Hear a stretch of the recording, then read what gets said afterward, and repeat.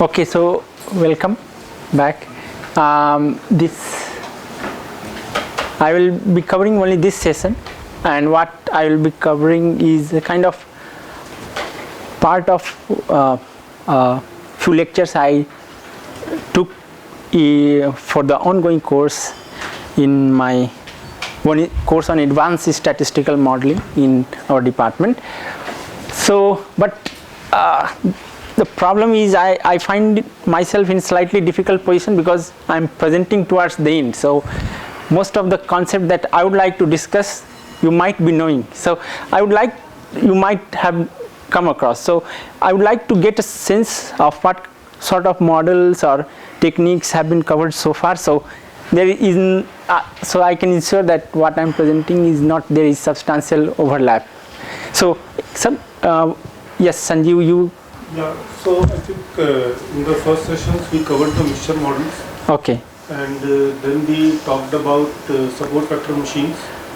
This was removed from radial basis functions and the kernels. And then we talked about dimensionality reduction techniques. Like PCA? PCA and some advanced forms of, primarily PCA and advanced forms of PCA through matrix manipulation, sparse matrix minorization and okay. those stuff. So that was primarily, and then we got to a different set of topic which is about robust analysis and sampling, and which was reliability based today prediction. Yeah. Okay, so what I'm going to talk is then I have something to share. So we did some this semantic analysis, and not but that was part of the as an extension of PCA. Semantic analysis. Yeah, the latent. Latent semantic indexing or what? What is it? LD. Latent Dirichlet analysis. Latent discriminant analysis. Discriminant analysis. Okay. And we also did some causality. Okay. Yes. So I'm good. I'm in good position then. So what I'm going to cover is related to text analysis, but in a way I would like to present in a way the model I discuss is quite generic and it has value. The way I will present and argue, hopefully I will be able to make my case that why its value. Although you have come across some computational techniques like mixture model or SVM, they are more computational intensive, or maybe tomorrow you may also come across deep learning, that's also more computational intensive. But today we will in this session we will go through a very simple technique and in the context of text analysis, and we will see how it is related to complexity analysis. So the model that we will cover today is called naive Bayes. It's called naive because it's a very naive model. Like it doesn't need any fancy assumption or modeling, but still it works very well, and it can work as a baseline model to argue the value of any complex model that you develop or you want to present, that the new model has some value to add. So its framework develops from Bayes theory. Bayes, what is Bayes? What is Bayes probability theory? You might be knowing, right? You might have known. So what we do in Bayes? Yes? We know the prior probability, kind of the posterior. Yes. So we want to make decision based on posterior, estimate of posterior, and to estimate posterior we take help of prior and likelihood. So those two things we will cover, and some evaluation techniques. So if some of you have been to my class earlier, what I cover, there is some overlap, but still I will cover some things that I have not covered in the class, so you have something new to learn. So the typical problem would look like this. So let's see, this is an email. We often get these kind of emails every day. For example, it is about the, let's read what is, there is no need to, it's a kind of very good offers you get in email, $1 million or something like that, that there is no need to spend hundreds or even thousands for similar courses. I am a 22-year-old and have already purchased 6 properties, presuming to be a very rich man, using the methods outlined in this truly incredible ebook. So very good words placed here and there appear to be a very good offer or something. So one task could be that how we design a mechanism to classify them as spam or ham or fake email. So there are various classification techniques. Some you already have learnt earlier or during this workshop, but we will see how these problems can be addressed using naive Bayes. So few representation, any instance or data set we are representing as a document space. So document could be any article, or like in the context of finance it could be financial statement or management discussion, or in email it could be the content of an email.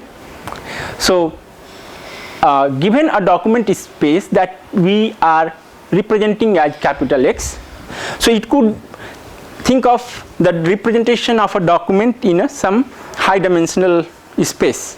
It could be like if I have word, I have a car, so I can have representation in 4 dimensions of words, I have a car, right?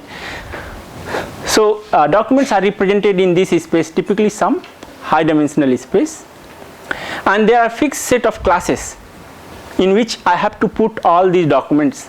For the discussion in the present session, we will work with binary classification where we have 2 classes, and there we also have a notion of training set and test set. Training set we use to develop a model. What does this mean? That we have a set of documents which have been labeled, which have a label, whether they belong to C1 class, C2 class, and so on. So we have a set of observation. For those observations we have their textual content, and corresponding to that I also have their labels. So those are training observations, and so this is D represents the document and C represents the class. And so our task is that we have to develop a learning method or learning algorithm that we wish that can help us to classify a document. So this gamma that it is here, you can think of this as a function that maps from document space to a class, set of classes. So that's the challenge we have. So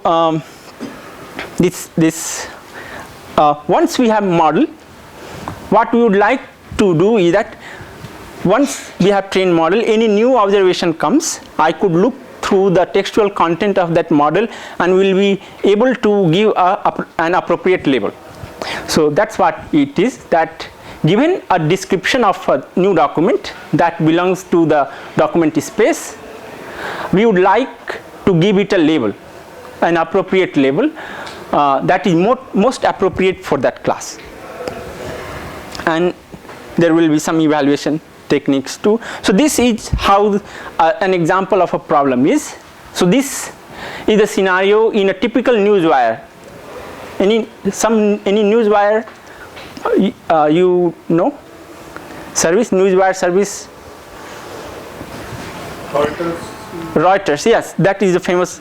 LexisNexis is also, I think, if you have heard, that's also famous for newswire service. So they have a repository of various news articles, and they are typically in this format, that there are articles have a broad category of region, for example industries, and subject area. Region could be like UK, China, and so on, and industries could be coffee, here it is poultry, and subject area are election, sports, and so on. So we have, let's say we have a trained model corresponding to each class. So for example, UK, I have set of documents, and our task is that when a new document has come or a new query has come, we should be able to recommend an appropriate class for the new document, that is the test document. Yes? What is the basis of classification? What we are classifying? On what we are trying to classify? Yes. So here I am assuming that I have some set of training observations are available. So that training part is usually performed manually. So I can, let's say, ask a group of employees that I have this set of documents, please help me to classify them. So they can go through the textual content, read it, and they may think that that article belongs to, let's say, UK. So what is the basis of classification? What you are trying to classify?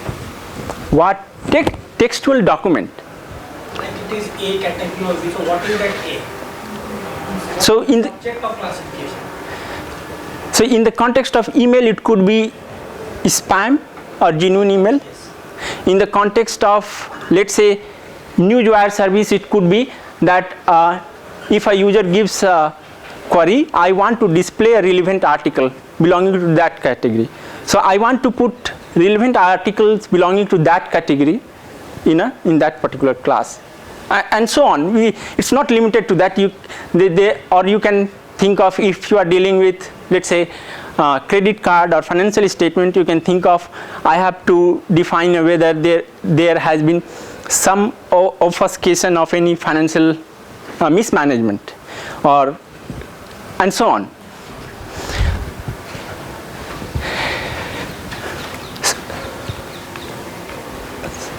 So as I told, that task can be broadly defined, but here it is not as well defined a problem of classification or model building as it is well structured in traditional statistics, right? Because here I have to work with textual content, and textual content, simply counting words may not be that appropriate, and I have to also take the context into factor. So what are the features I will have to decide if I want to build? What are the independent variables? Or what are the features? Yes, that's all. Another good example of classification can be classifying product or movie reviews as positive and negative, or gauging some sense of what is their emotion content.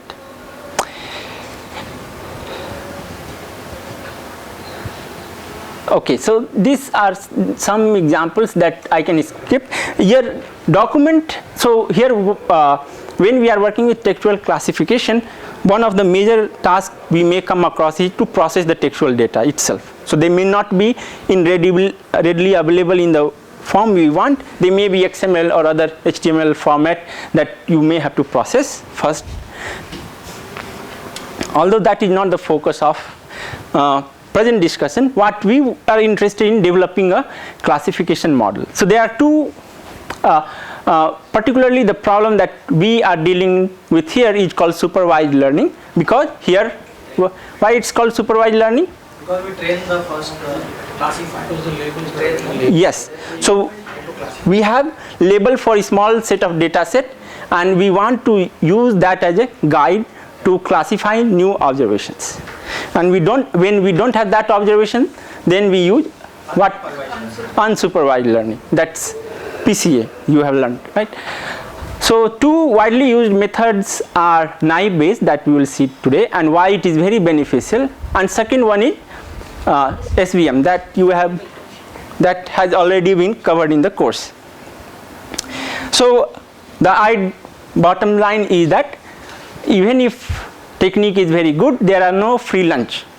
So here to develop this kind of model, it requires some kind of manual processing of data to give the labels manually, so that you can develop the training set. So let's see how the model works. So naive Bayes classifier, anybody knows here what it is except Sanjeev? He is in my class, so he knows some portion of it. Anybody else? Yep, there. No? Okay. Yes, go ahead. Conditional independence. Yes. So what is conditional independence? Means if A and B are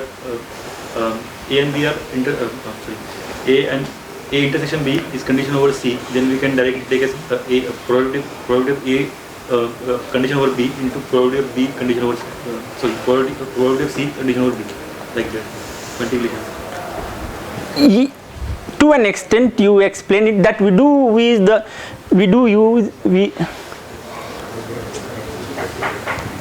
use the concept of conditional independence here, but conditional independence given a class. So here our task is classification. So what we are assuming here, given a class, features are independent. So here our features, when we are dealing with class, we can think of in simplest term, features could be textual content or words in the document, right? So this is what our model would look like, that what is our task, that given a document I want to classify the document in an appropriate class. So that is what is basically posterior probability we want to estimate, that D denotes the document and C denotes the class. So given documents I want to calculate the probability for each class. Particular class. Yes. Yeah. So and that, then here I apply Bayes theorem. So here you will note that there is no equality sign here. Instead there is a sign of proportionality. This is prior probability of observing class C, and this term, that is multiplication over all tokens or terms in a document D. Yes, length of the document, that means all terms those are contained in the document. And so this Tk denotes the term kth term given class C. So basically here is the conditional independence. You can see that given class, these all terms are being multiplied, so we are using that these terms are conditionally independent, right? So this term is also called likelihood. Another term that is used is Why is the multiplication not addition? yes. So you have some idea why we consider, anybody? Why we, so what's your name? Sasada Bera. Bera, I will use your last name, Mr. Bera, right? Or Dr. Bera? Doctor. Okay. So Dr. Bera, his question is that why we are using multiplication here, not addition. Yes, you have. Because they are conditionally independent, right? So when we have a probability, we multiply them. Yes, so think of here this term collectively as, if we don't use conditionally independent, then it would be the joint probability of these terms, right? So now use the property of joint probability, that if the two variables are independent, here it is conditional independent, then we can write them as product. So that's what we are writing them as product here. Yes, more discussion will follow. By the way, before I move ahead, I should declare that I have, from where I am using this model, what is my source, so that if you want to learn more about these techniques, you will know the source. So the content I am presenting here is from this book, Introduction to Information Retrieval. It's if anybody among you is seriously wants to develop some good understanding of text collection and analysis, you should use this book as a textbook. And the chapter I am covering today is chapter 13 of this book.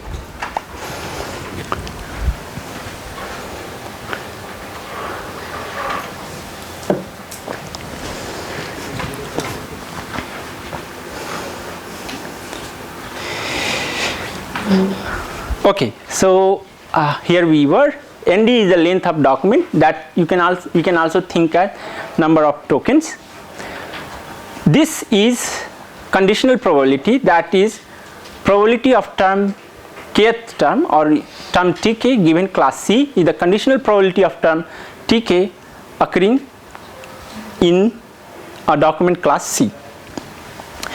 So if we want to understand it in terms of interpretation, it basically represents that how much evidence tk contributes to the correct classification to class C. That how much evidence I am getting from term tk that the document is from class C. And C is prior probability of class C, that in a naturally occurring phenomenon, what is the probability that a document will come from class C, irrespective of its textual content.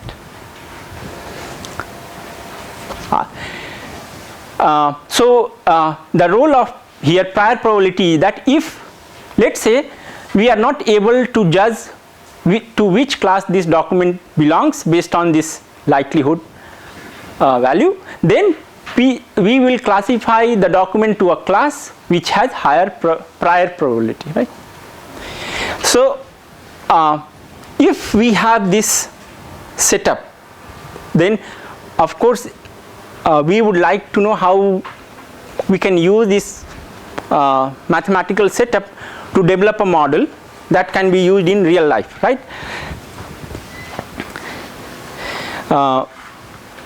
And that I will discuss, but once we have this posterior probability for each class. So let's say we are discussing, our problem is for binary classification in two classes. So once I have posterior probability for both classes, I will simply put the document to which class? Highest probability. To the class which has highest posterior probability, right?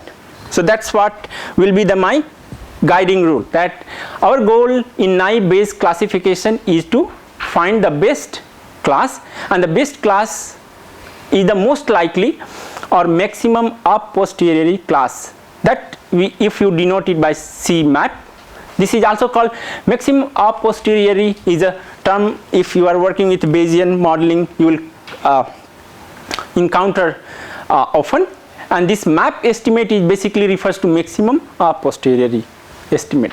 So here it will be, what we are basically saying is that maximum map C map here would be the class for which this posterior estimate is largest, and this hat here denotes that in real life we don't have actual values of this probability, right? So we estimate this probability, and so this hat represents the estimate, and this expression has been replaced by the expression that I showed you in the previous slide. So this is our rule, that basically we will how we will classify the document. Now so coming to here again, the term naive, it's naive because here the assumption we are using that the class conditional independence, that given a class the terms are independent. This is a very naive assumption, right? It may not hold in real life, but that's why it's called naive model and hence naive based, but it works pretty well, and why we will see later. So in real life usually it is these estimates will be very small. These estimates you can think of that given a class you are calculating the probability of a particular term over in a text that contains thousands of words, so these values will be very small. So if you are working with exact multiplication, this multiplication can have 100 terms, you may incur a numerical approximation error. So instead of working directly with this term, we take their log and work with their logarithm. So same thing, because log is a monotone transformation, right? It doesn't alter the behavior of the function. So our analysis will remain will be true, and we can say that our map estimate for class is basically the class for which this term has maximum value. Okay. If we can also have some valid interpretation in terms of log. If we try to interpret the logarithm term, the first one is log PC, which basically we can think of as a weight that indicates the relative frequency for class C. The weight we give for the class C, and these weights are the sum of log prior and term weights is then a measure of how much evidence there is for the document being in that class, and we select the class which has maximum evidence. Okay, so the story doesn't stop here. The next problem we will be encountering in real life is that how we get these values. How we will get these values from the given. Let's say I gave you a collection of 1 million documents. There are 100 classes, and manually we have been able to classify 1,000 documents in each class. And the new observation, those are remaining observation, we have to classify them using the model that has been built using the manual labeling. So how we will estimate these values? From the data set? Any ideas?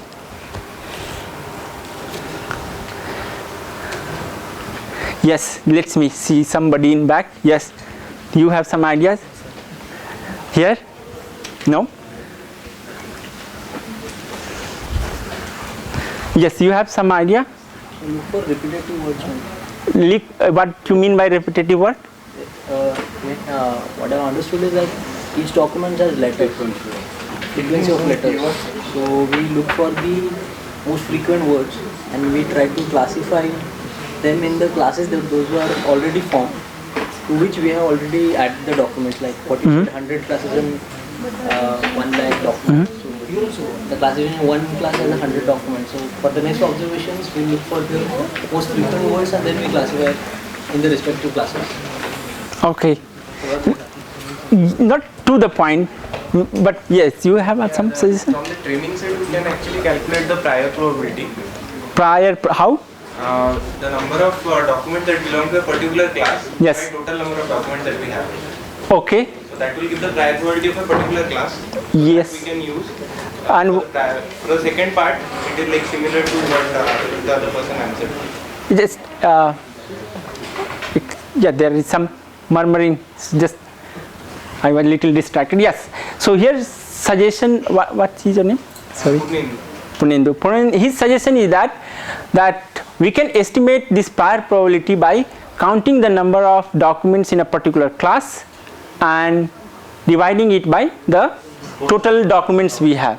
That looks like an okay, looks like a reasonable assumption, right? And how about this one? This one is like we'll have to find out how many distinct terms are there in the document, and then for each distinct term, we'll have to see how many documents have that term actually from the. So here it is slightly, we will have to check across documents that belong to a particular class and look for the frequency of different documents, right? So and so similar idea that you have used for prior could be extended here. So the exact approach, if you want to derive this expression, can be maximum likelihood approach, right? That you might be knowing, that you write the maximum in the form of maximum likelihood, and then your task is to maximize that maximum likelihood, and that maximization process will give you the estimate of priors and these class conditional probabilities. So if you do that, this is the estimate that you can take as a homework exercise. This is the estimate you will get. Prior estimate will be basically number of documents belonging to class C divided by total number of documents you have, and class conditional probabilities, their maximum likelihood will be here. Conditional probability of term C is basically equal to number of occurrences of term T in class C divided by occurrences of all terms in vocabulary. So you scan the all documents, and all different terms those are occurring in the documents are basically your vocabulary. So if we sum it over those terms, then we are basically a kind of getting we are getting an estimate of class conditional probability of each term. So here T is basically number of tokens of T in training documents from class C, right? This I will come to this independence assumption later. So let's see how, if with those set of assumptions, how our model will look like. So let's say our test document is very simple. Our test document is Beijing and Taipei join the World Trade Organization, and I have to let's say its true label was China, but we don't know. That we will estimate it through modeling, what is its true label.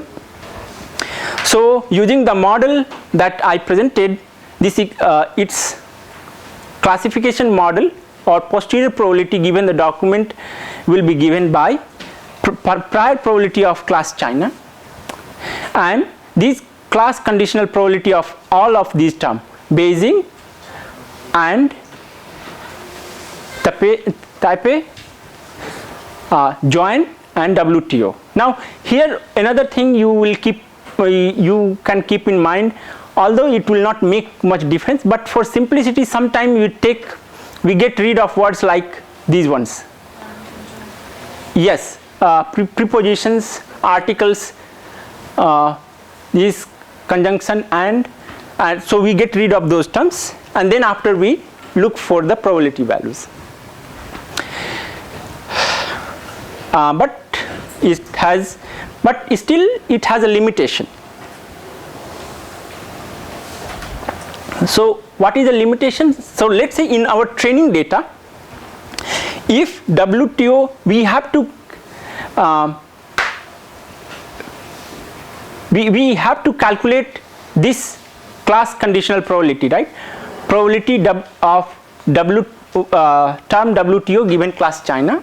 But let's see in our training data, World Trade Organization never occurs in class China in the training set. So what will be its probability estimate using the formula? 0, right? So we will be using maximum likelihood, that is, this is for estimate, that is the number of terms belonging to WTO in class China, and summation over terms in vocabulary for class China. Now this is 0, so this becomes 0. But so what is the problem? This term will become 0. So although there can be, let's say Beijing, there is a term Beijing here, of course that should increase our likelihood that this document should be classified in China, but because of this 0 term, that all probability will become 0 and we will be in trouble. So what we do here? How we get out of trouble? Yes, Sanjeev? We give a minimum one to all of them, so basically we add +1. Yes, so what we can do is that we can artificially increase the occurrence of each term in vocabulary by 1, right? So for example, let's see in this next slide. This is what we had earlier, and let's increase the frequency of each term in vocabulary by 1. So on numerator it will be TC T plus 1. So even if that doesn't occur, that term doesn't occur, it will be a non-zero value. And also in denominator, increase the frequency of each term in vocabulary by 1. So this will be added for each term in vocabulary. So this will be a kind of constant you can think of, that is basically B is the number of bins, or in this case the number of different words or size of the vocabulary. That will be same for all denominators, but we got rid of the non-zero value. So other way of thinking, adding a non-zero value 1 to this term you can think of is that you are giving a non-zero uniform prior to each word.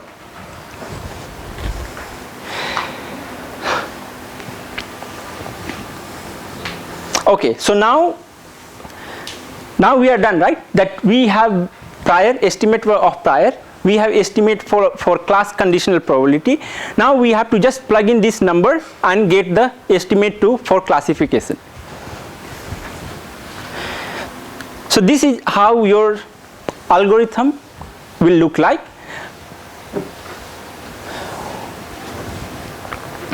Yes? Like we have added a one constant term 1. Yes. But that probability will be anyway very less, right? That will like 0.00. That will make that number very less. Yes. So even though it's not 0, but it's very near to 0, right? But we are using logarithm, so that is addition. That's what, to get rid of that kind of situation, we are using log likelihood. Yes, but of course, but they will get relatively lower value compared to other terms. Okay, so if there are various software packages, they have naive Bayes model built into them. So you can, if you directly use them, so you will have to figure out how to collect, parse words from textual document and then put them in naive Bayes model. Or other approach is that you simply program what is described here, then you can use Python or something. I will show you few platforms. Those are useful if you don't want to get too much into programming, rather you would like to use something that is readily available for your purpose. So, but let's see how what is the calculation process that we have. For training model, we have been given a set of classes to which we have to classify the document, and the capital D here denotes the set of documents you have. So from the all documents you have in training sample, you extract the different tokens or vocabulary, and we are denoting it by capital V. And number of documents you count, that we are denoting by capital N. And for each class we are doing this step. NC, that is basically denotes the number of documents belonging to class C. So that's what, count documents in class C from the document set you have. So this helps you to calculate the prior. So prior for class C, this recall that we are doing it for each class. Prior for class C will be NC divided by N. Now we have to calculate the class conditional probability for each term. So for each so this is what we are doing for a given class C and set of documents. Text, we are concatenating text of all documents in that class in a vector, let's say called text C. Then for each term in vocabulary that we have got from here, we are counting their occurrences in this textual document that we have.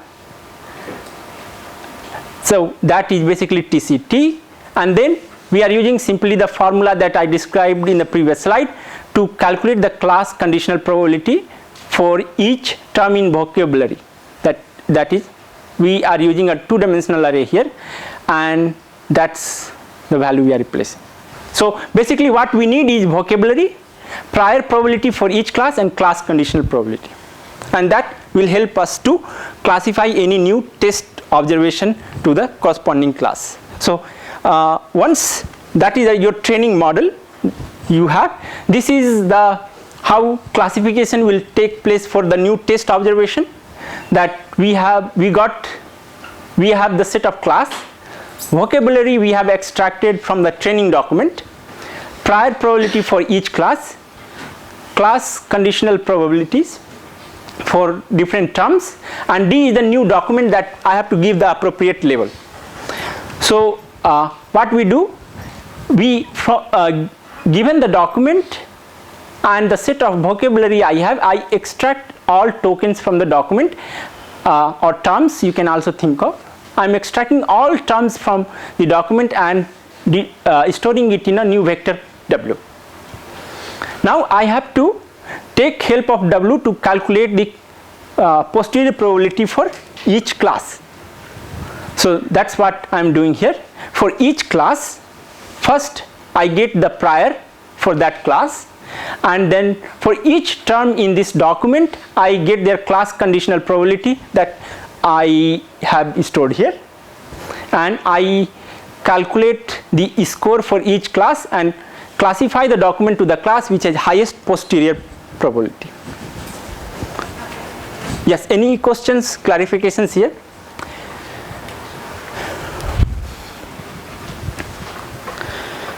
So let's see with one example. So what I described in the previous two slides will make it more accessible. So this is the problem statement we have, that we have 5 set of documents.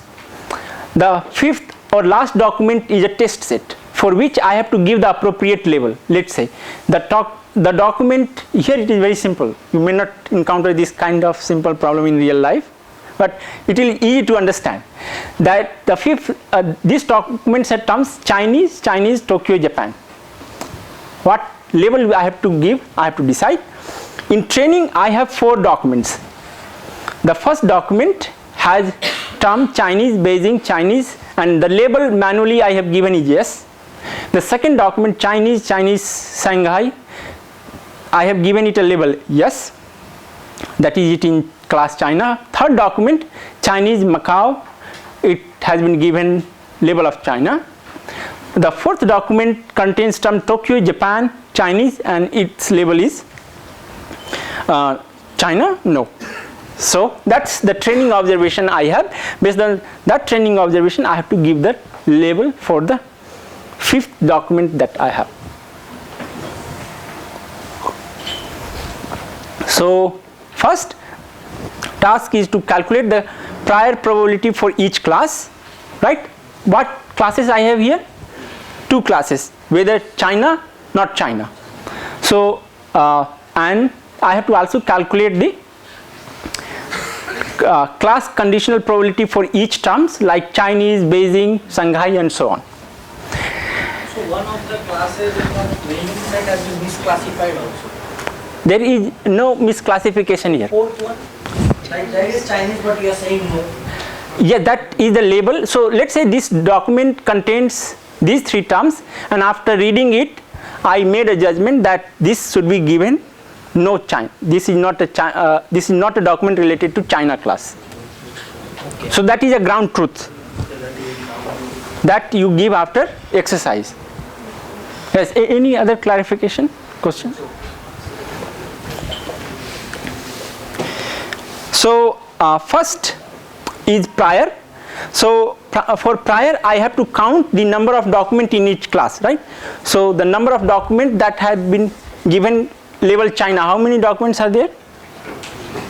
3, right? And total number of documents I have in training set is 4, right? So I will write here so that so 3 that have been given label of China, and total number of document I have is 4. So prior probability of for class China is 3 by 4, and it's 1 minus, that is complement, is 1 by 4, right? That is the prior probability for not China. Now I have to calculate this term. So first is, let's say I calculate this for p hat Chinese for class China, right? So I have to first count the number of occurrences of term T for class China. So how many terms we have? 1, 2, 3, 4, 5, right? 5 plus 1, right? Any confusion? No. And then at the denominator B, how many different terms I have in vocabulary?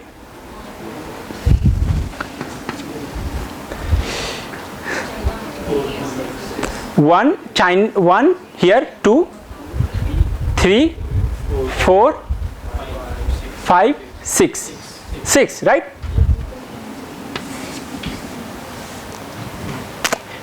6, and now I have to count the occurrence of all terms in class China. So what will be that? 1, 2, 3, 4, 5, 6, 7, 8. We can cross check, we are not doing any mistake here. That's what it is here.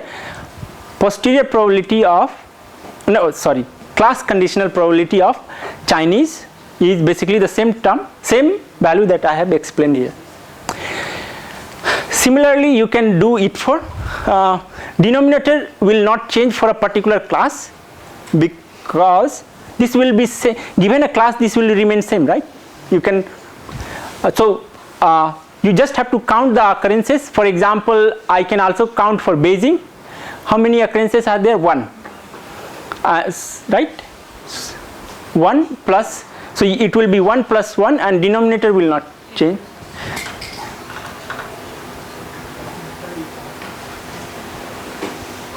There is Beijing is missing there.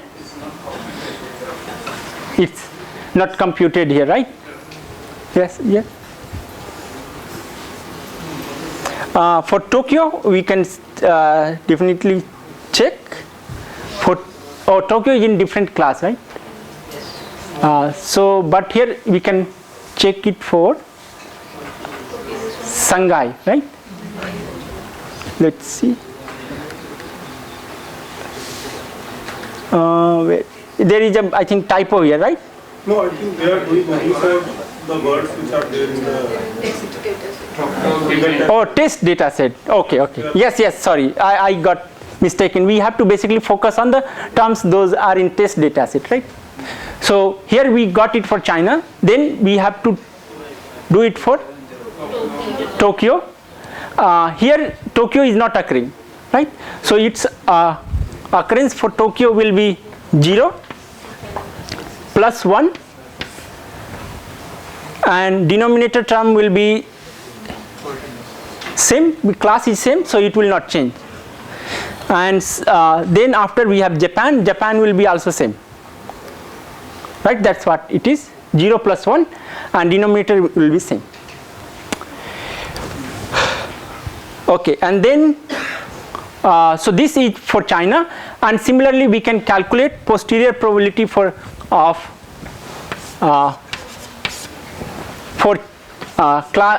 term Chinese given China complement, that is here not China, right?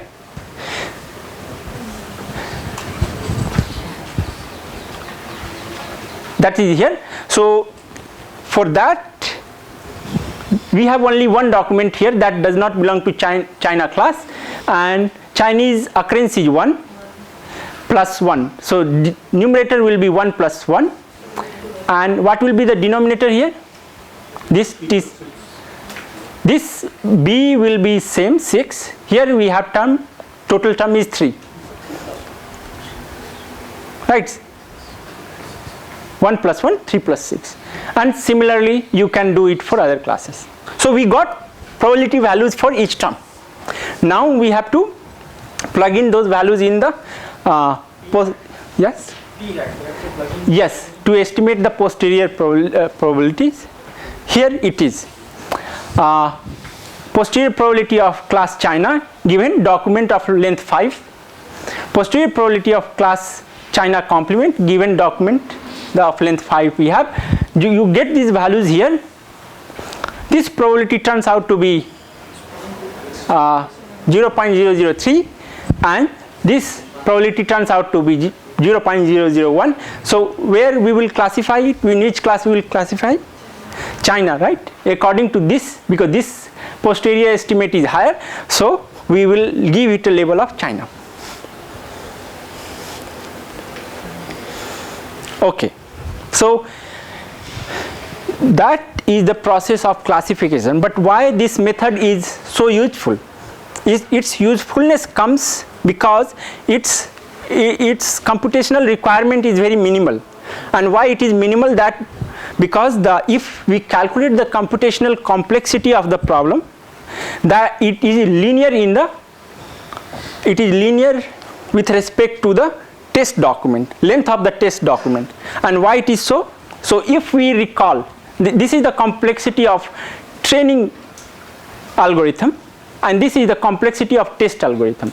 So if you recall, in training algorithm our major task was to scan the document, to calculate, to get the vocabulary and the count for each term, and other part was to calculating the class conditional probabilities for each term. So here is the first requirement to scan the document, where this bar denotes the length of document. So how many documents I have to scan and their average length. That is what is the requirement to scan through them and get the all different vocabulary and the different and their counts for different classes, right? No, that will be count for different classes will come here, but that is what the scanning requirement is. Yes, somebody here said something, and this is that we have to calculate the class conditional probability for each class. So that is length of vocabulary, and this is for different classes. So, and usually in real life, the requirement of test document, the scanning process for test document is smaller than the requirement you have to calculate the parameters of the model. Basically this term, second term, basically calculates the parameters of the model, right? That is class conditional term probabilities. So that usually that will be, until unless you have a test document that has very large number of words or very large text document, this condition will hold. So what we are seeing here is that the complexity of this algorithm is linear in terms of length of the document, and same also holds for testing document. So if the algorithm computational requirement is linear in terms of the size of the problem, it becomes very efficient to implement it very quickly,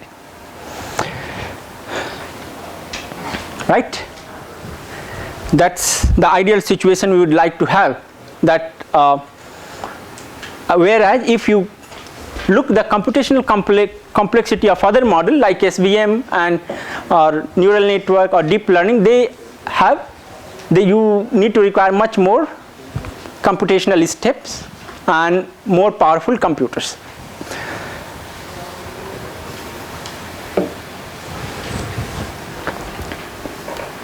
Okay, so now let's invest some time on this model.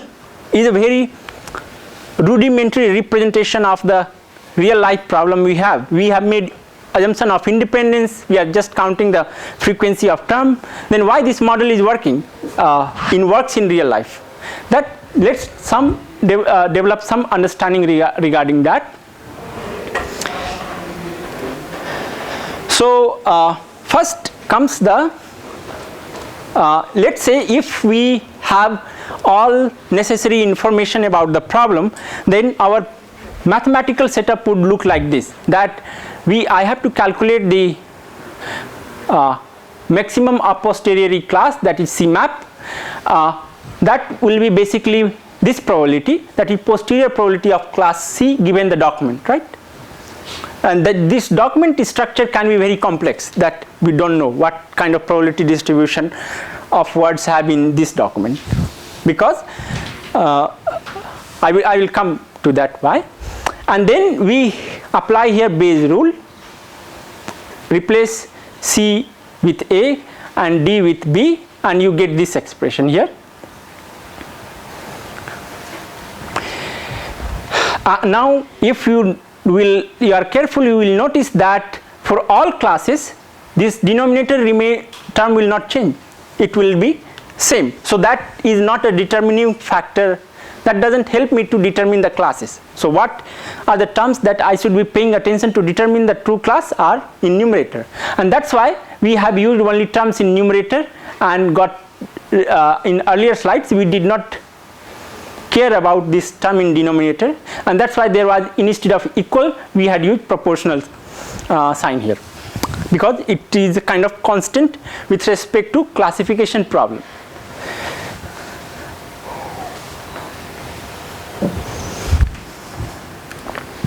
So this is the term I have to work with. Now document is collection of terms or token or words, and I can represent it as a combination of these terms. What will be the structure of combination? I don't know, because here position matters, because a term like this, Ram hits Shyam, has a different meaning then this one, Shyam hits Ram, right? They are different, they have different meaning. So this sequence I am talking about, their order of sequence also matters, but in naive Bayes model that we used, we did not pay attention to that. But it might be possible if in real life the problem you are encountering, it may, the ordering of words is also important, then you may have to use some other model. Then naive Bayes you should use as a base class. But the problem, what will be the problem with this model? But let's say I want to use the exact representation, textual representation as the feature for my training model. So what will be what will be the difficulty I will have?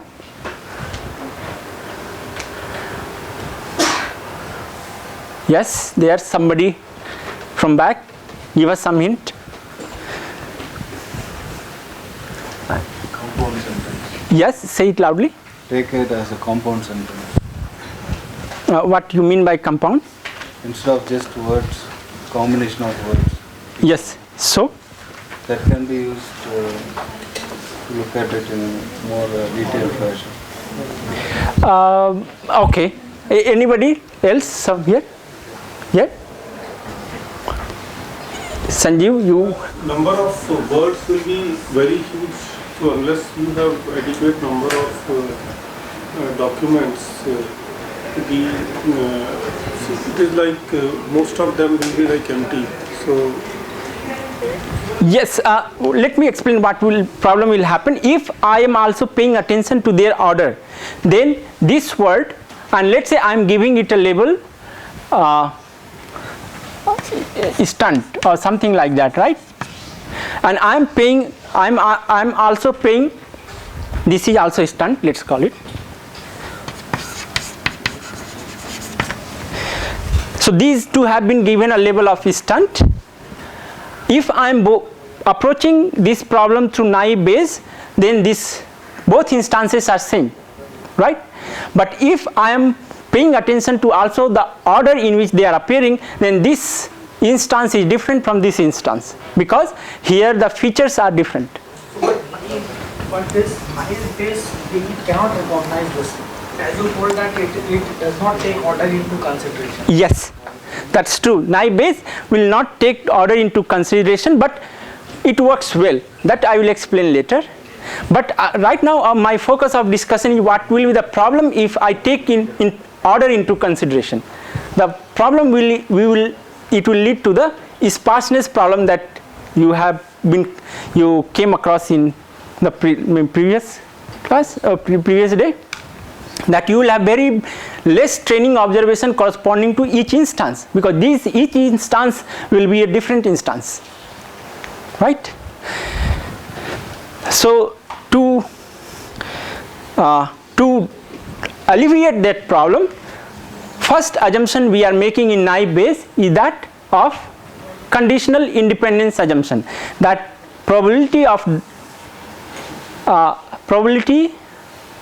class conditional probability of document that is basically a sequence of tokens can be represented as the multiplication of probabilities, where xk here xk is a random variable, which basically this probability denotes that given a class C, what is the probability of observing term k at kth position in the document.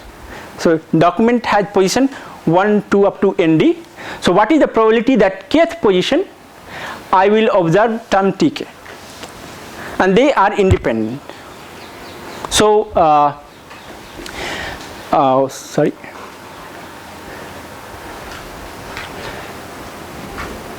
Okay, so this basically we have got it with additional assumption. We will get this expression later. So what is the implication of that? If we make that assumption, so let's say in ideal world what we are assuming of class conditional, if it does hold, it basically says that the document was generated in this way, that a generator of document, here now you are behaving like a god, right? How God created this world, now you are creating a document. That first I thought of a class China, and given a class China, at each position the term was selected independently. The selection of Beijing at first position was independent of occurrence of Tepe at the third position, right? So that's what it is here, that first generate a class China with prior probability PC, and then generate each of the word in their respective position, conditional or class China that you have been given, but independent of each other. So this is basically a re-engineering process, right, with simplified problem. Although it may not happen, right, because if let's say if a term has occurred Tepe, the probability of occurring Beijing will be, the conditional probability of Beijing will be maybe not dependent on the occurrence of Tepe. Right? It may not be independent. Yes, go ahead. Both are independent. Yeah, we are assuming independent, but they may not be independent, right? The moment Tepe occurs, it might be possible that occurrence of Beijing is dependent on the term, right? So in real life, that is the simplification we are making, but even that is not sufficient. Why? Because if we are just dealing with class conditional probability, then the probability of occurring each term at different position will be different. If we are just assuming the class, the positional independence. Class conditional independence. So we take help of second independence. What is second independence? That position of terms at different position is equal. So it basically says, this second assumption is that given a class, the probability that term T occurs at position K1 is same as the given class, the occurrence probability of term T at position K2. These two assumptions we are making. So yes. But this assumption, would it be in reality, would it hold? No. It's affecting of Okay, sorry. Yeah, go ahead. Go ahead. Would this assumption hold in reality? Would the documents have the same position? Yes. So it may not hold, but our purpose, as I will mention, our purpose is not to model the probability exactly. Instead, we want to have some good estimate of truth. With even some noise can be there, but as far as our estimate is somewhat reflection of the truth, we are good enough. And why? I will cover it. So, what's your name? Kumar. Okay. That's very common Indian name, right? Without the K. Okay. Kumar without the K. Okay. Mr. Umar, right? Yes. Okay.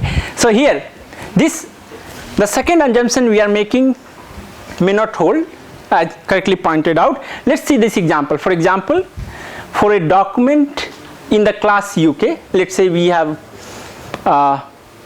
given a class label UK, the probability of generating word queen in the first position of the document is may not be same as occurring in the last position. But this assumption is basically saying that those probabilities are same. That may not hold, right?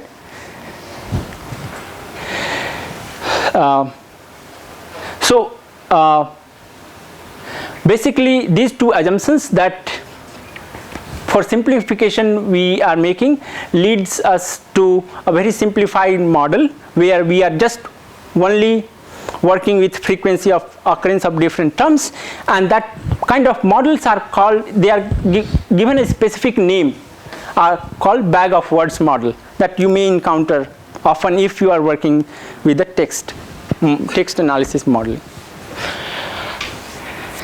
Bag of words it is a conditional independence after 2-3 words, that is sequence of words, that is you are telling?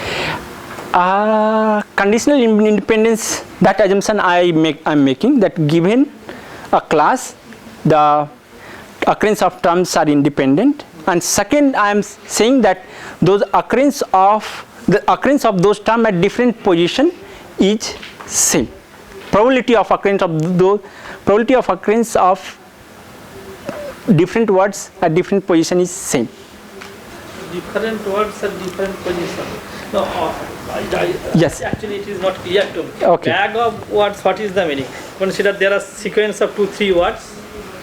Now, so when I am telling bag of words, that means these 2-3 words, then another sequence of 2-3 words, they are independent. You are telling? No, this will the problem setup will become equivalent to bag of words, but the mapping is not straightforward. So let me iterate through. Give some example that is the bag of words. Bag of word, that's bag of word. Like in this problem, instead of working with the order of occurrences of word, we are just working with their frequency, right? In IBase. So that's a kind of example of bag of word, that instead of working with their complex relationship, we are just working with which of the words terms are occurring in a sentence. Then bag, why you use the term bag? That you can search on you can search yourself. That I don't have an explanation why it's called bag. Bag means number of. In a bag means a group of words. It's just like a set. Yes. It's a set. So basically we are working with set of words, not their ordering. So that's what Sanjeev is saying, that you can look at.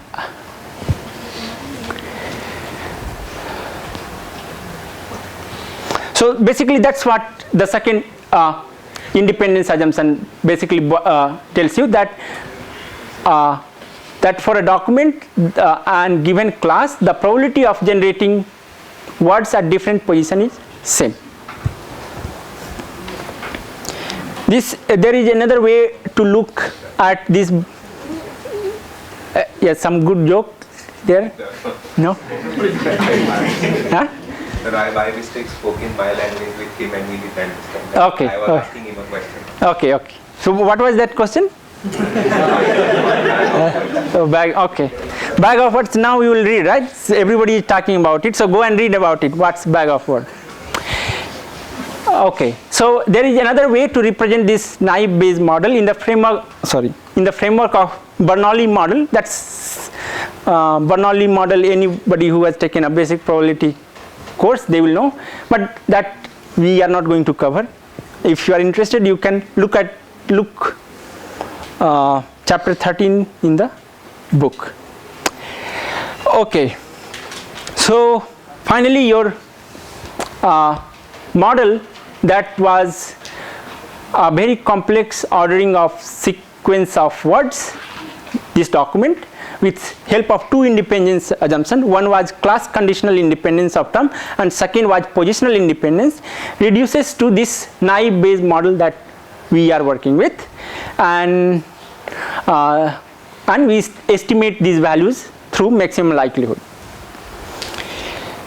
Okay, so why does it work? We are making various simplification assumptions, throwing away the ordering of words. Then why it works?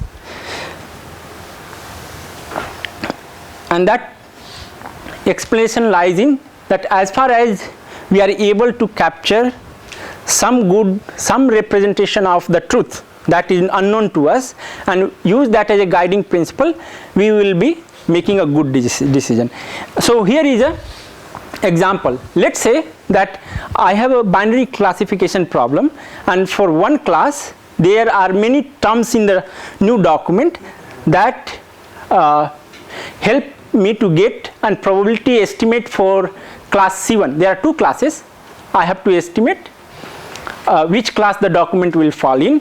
So there are many terms in the document that occur and that belong to class C1, and I estimate this probability p hat c multiplied with this term, and that turns out to be this. And there are relatively less representation of class C2, and I calculate this probability, and that turns out to be this one. In real life, let's say class conditional probability was this one. For class C1 it was 0.6 and class C2 it was 0.4. So we are very far away from truth, right? You can adjust this estimate with denominator term, and let's say this comes out to C1 is 0.99 and C2 is 0.01. So of course, if we compare it with the truth, we are overestimating the value of class C1 and underestimating the value probability for C2, but we are not working with those exact values. We are using them as a guiding principle to give the class label, right? So that is the reason that classification is about predicting the correct class and not about correctly estimating the probability. And that is the reason, even though this model is very naive, it works very well. So the story that I started in the beginning, that before you try any fancy model, to demonstrate the value of any complicated model, you should definitely use some kind of this kind of baseline. First because this is very simple computational requirement, so you don't need a very large computational power, and empirically it has been observed that this kind of model can beat very complicated models. With complicated model without fine tuning. Of course, if you work with problem for a while, you can make it perform better than any of these models by exploring the niche structure of the problem. Okay, so some story about naive Bayes. It is popular widely. It has some credible mentions that, like, it was some people have used this naive Bayes model to win some classification and data mining problem in KDD Cup. That's, I think, annually that Scary Recap is annually, they post data mining challenge annually, right?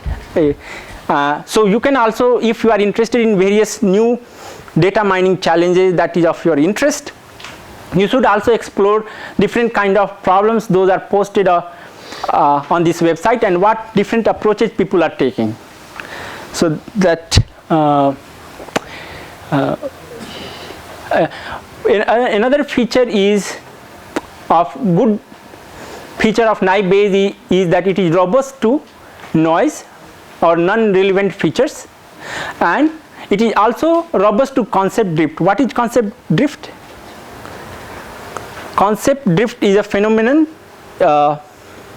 that occurs in document where the related terms vary over time. For example, if we are talking of Prime Minister, after 5 years a different person can be Prime Minister, right? But they are related concepts. So that's what, more robust to concept drift, that is changing definition of class over time, then some more complex learning models.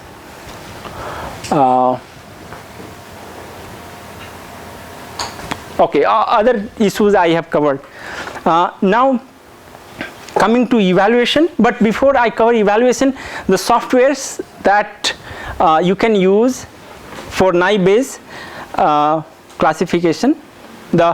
Those of you who don't want to get into programming too much, there is a very good software called Weka that you can use. It has a set of modules, already implemented various machine learning algorithm. So for example, if I want to run naive Bayes model here, I have a data set here, sample data set. Its name is sample ARFF. That is, the extension is Weka format.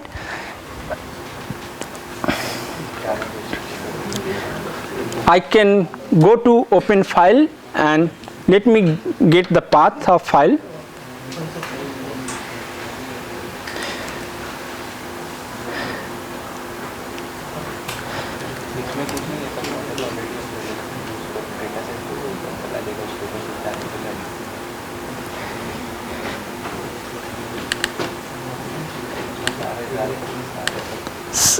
This data set has been loaded. There are other visualization features that I leave on you to explore. That you here the features, set of features come here. I think feature wise statistics you can see, and there are some pictorial graphics here.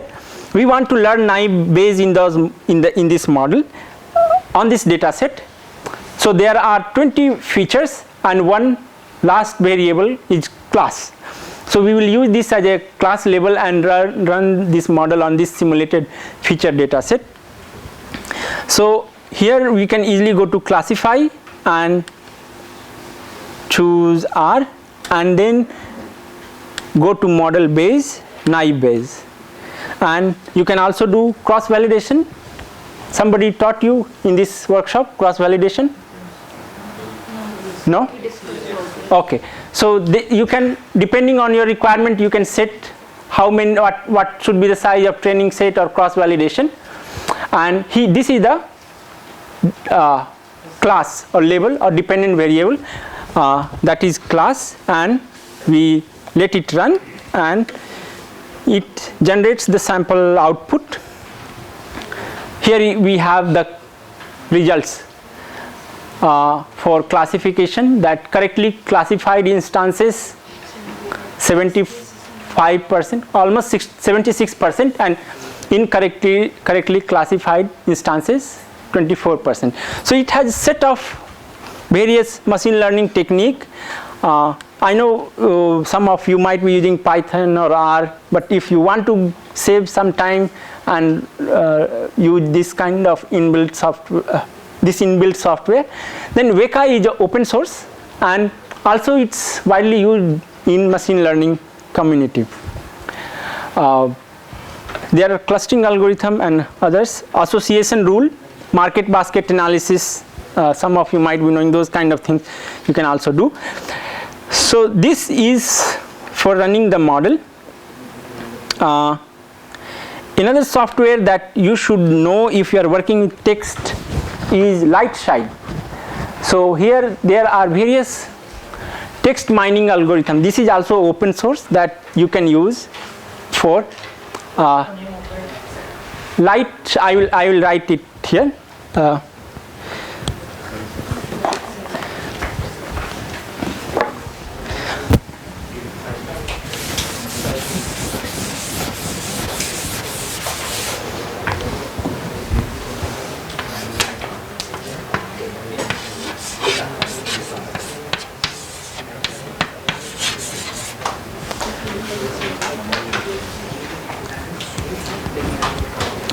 So you can also use this.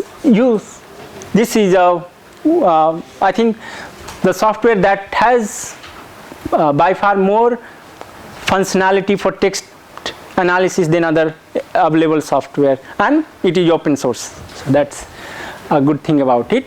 I'm not going. Yes, there's some. Can we see the data file? How exactly it looks? Data file. Feature the naive base. Yeah. That is simulated data. I can show you, but that may not be. Let's see.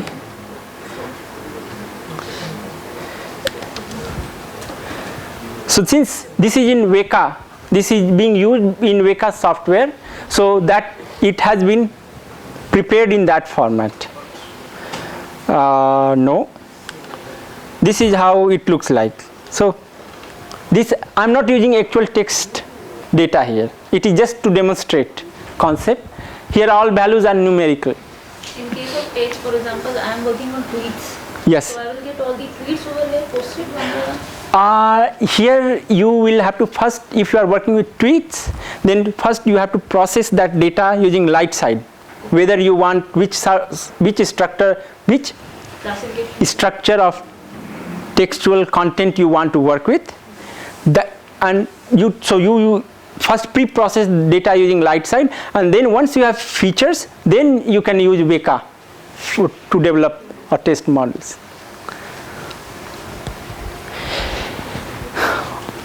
And the last option is program yourself, right? And might be good. Some of you might be very good in programming, so that too you can do. Okay, so that's some input about the software and some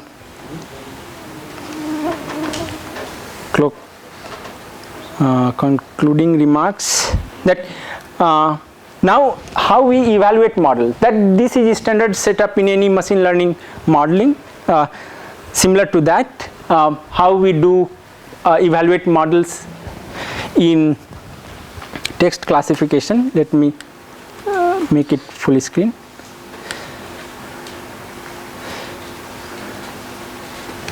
Okay. So here was the task we were trying to address, that we have a set of documents given appropriate labels, and given a new document I want to give it a label. Let's say I gave it a label China. So how good is my classification problem? How good is my labeling process? So we use a set of metrics to evaluate the algorithm, and these measures are like, if we directly use true classification rate or misclassification rate, that may not be very useful, as there are other issues that I am not going to cover, but the more useful are like measures like precision, recall, or F measure. This is basically harmonic mean of precision and recall, and if you are lucky you can also use classification accuracy, but it may not work. Another point I wanted to mention, if you want to do an exercise at a real life scale, that like news wires, there are publicly available data set being made available by Reuters. So this particular data set is, I think, let's see,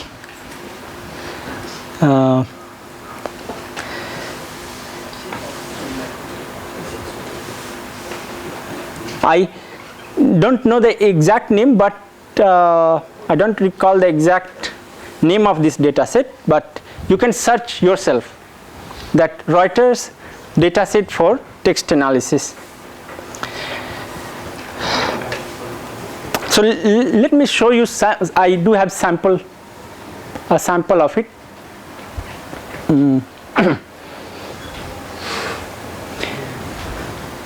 Here this data set is already prepared. Each article text, this is a text content, has been given a label: negative, negative, positive, earnings. So this is like this belongs to earnings class, this belongs to housing class, and so on. Coffee, so there is a coffee. See, if you read it, it is something related to coffee, that International Coffee Organization ICO experts will modify their new proposal on quota resumption and so on. So problem is there are a set of different categories, and those documents which are not belonging to those categories are given the label of negative. So in this document, the Reuters document, there are the data set that is available, there are 118 categories. Now if you develop a model for so many classes, of course somewhere you will do mistakes or your model will not work. So how we make this problem amenable in a binary classification format? So what usually people do is that they use the trick of binary classification, that category and category complement, right? So all observation belonging to a particular category will be given a label C, and all other documents will be treated as C complement. So it becomes a binary classification. So you will be basically having, if there are 180, 118 or some 100 classes, you will have that many different models.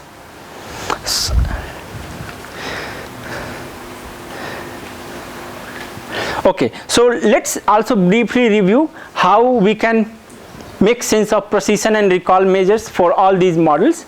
So you know this measure? Anybody can help me? Yes. We have discussed this. We already discussed. Oh. Precision is a measures of accuracy. Previous day? Previous day, yes. Precision. Okay. So you already know, right?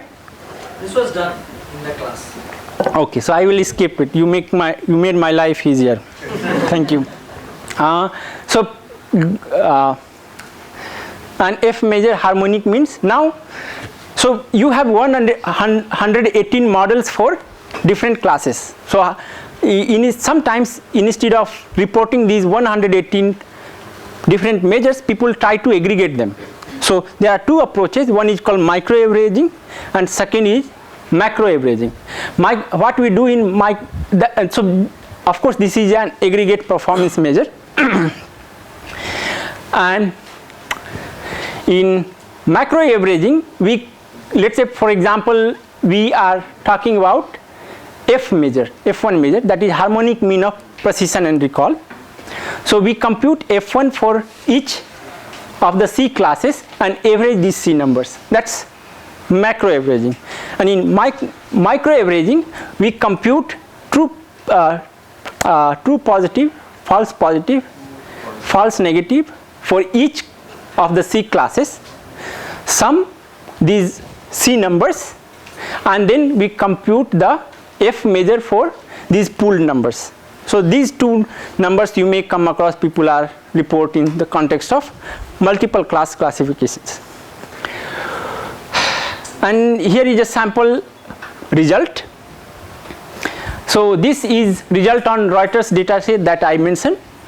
This is naive Bayes. There is another technique for classification called ratio.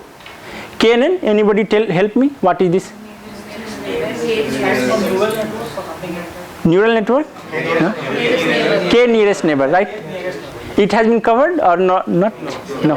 It did something on nearest neighbor. Okay. So K nearest neighbor and then SVM, that has been covered, right?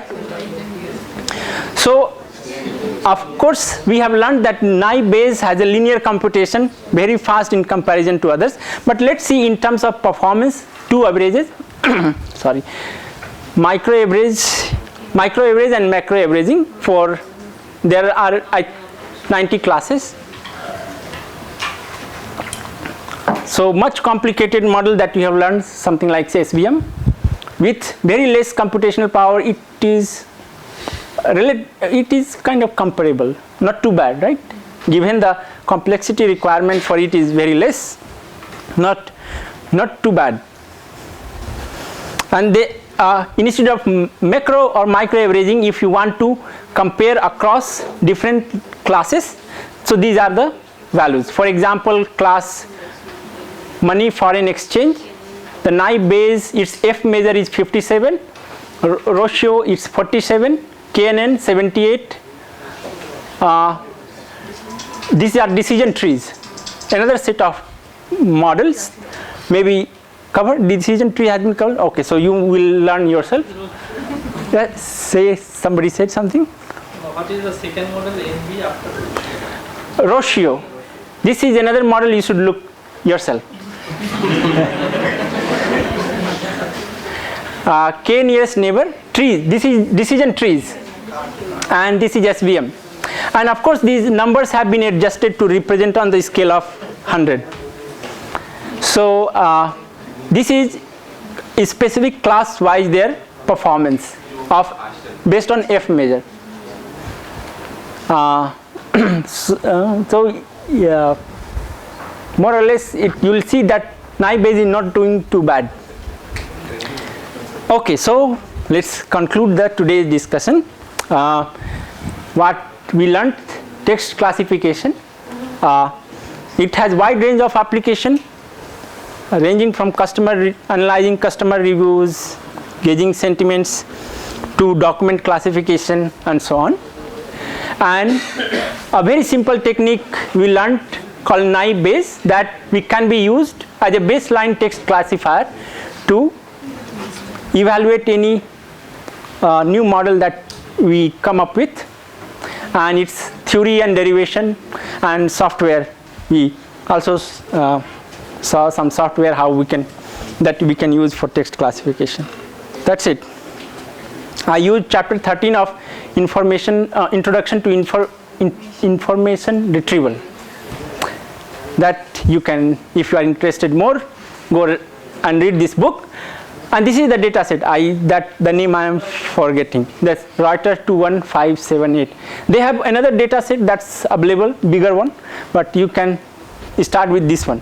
This is also fairly large, 1 GB or something. Okay. Any questions, comments? Yes? Done? Okay. Then thank you. Thank you, sir.